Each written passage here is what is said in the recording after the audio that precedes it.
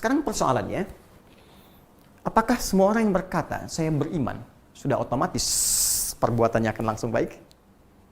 Belum tentu. Karena pernah ada kasus di zaman Nabi langsung, dicontohkan langsung di zaman itu, dan diberitakan kepada kita oleh Allah Subhanahu wa Ta'ala dalam Al-Quran surah ke-49 Al-Hujurat ayat ke-14. Ada orang Arab Baduy yang langsung berkata, saya beriman. Qalatil a'rabu amanna. Ada orang Arab Baduy berkata, ya Rasulullah Muhammad SAW, kami telah beriman. Maka karena iman perkara hati, Nabi tak bisa langsung menilai hati orang kecuali dengan petunjuk Allah Subhanahu wa Ta'ala. Ya? Ya, maka diberikan petunjuk oleh Allah Subhanahu wa Ta'ala untuk menilai hati seseorang dengan bimbingan Allah Subhanahu wa Ta'ala. Maka kalimat keluar firman Allah Subhanahu wa Ta'ala diberikan pada lisan beliau, dikatakan, "Qul lam tu'minu."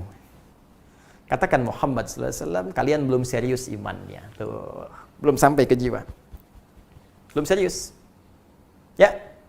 Qul lam tu'minu walakin qulu aslamna walamma yadkhulul imanu fi qulubikum. Tapi katakan kamu baru masuk Islam. Ya, kalimatnya baru di lisan. Asyhadu an la ilaha illallah, asyhadu anna Muhammadar Rasulullah. Ya, baru di lisan, cuma belum sampai ke jiwa. Kalau Anda ingin melatih kemudian bertanya pada Allah, ya Allah saya ingin bertanya, bagaimana melatihnya? Karena bahaya kalau iman cuma di lisan, ini baru di lisan, apalagi yang di lisan gak diucapkan, cuma di KTP dituliskan. Maka KTP-nya yang beriman tuh.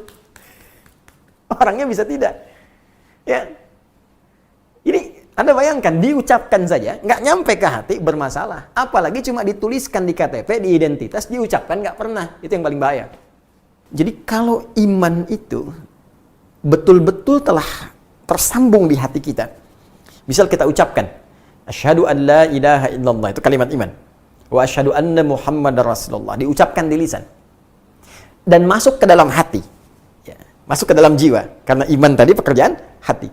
Maka iman yang ada di hati ini akan memberikan pancaran-pancaran, akan memberikan sinyal-sinyal kepada seluruh anggota tubuh kita untuk berperilaku.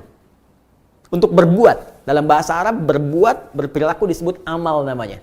Amal. Ya, tangan beramal, kaki melangkah beramal, berperilaku. Ya, lisan berkata itu amalnya, telinga mendengar itu amalnya. Maka iman ini bukan sekedar hadir dalam jiwa. Maka dia akan diekspresikan, dibuktikan iman ini dengan memberikan sinyal pada seluruh anggota tubuh kita untuk berekspresi, berperilaku sesuai dengan bimbingan iman yang ada dalam jiwa ini.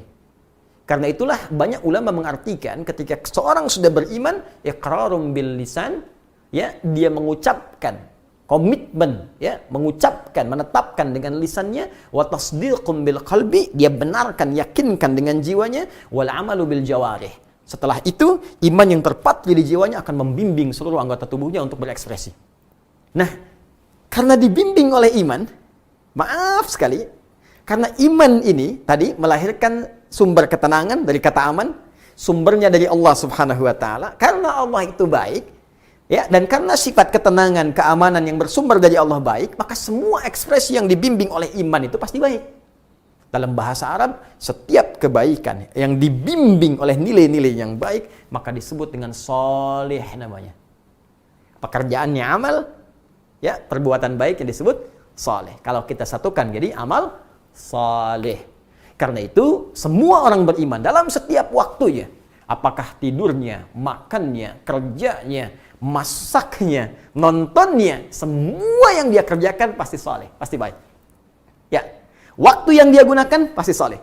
Waktu yang digunakan untuk beraktivitas disebut asr namanya. Turun Quran surah 103, Al-Asr. Allah berfirman, wal asr. Demi waktu yang aku berikan pada setiap manusia untuk beraktivitas. Innal insana lafi khusr.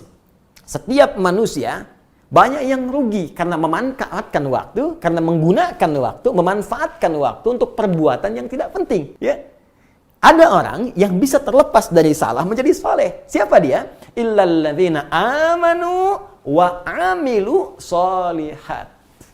Coba lihat.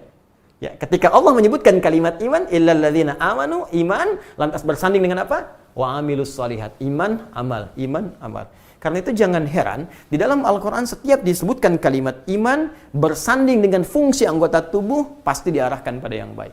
Jadi kalau orang sekedar mengucapkan saja, tidak dibenamkan pada jiwanya, terpatri di sanubarinya, maka iman itu tak akan membimbing dia menjadi pribadi yang baik.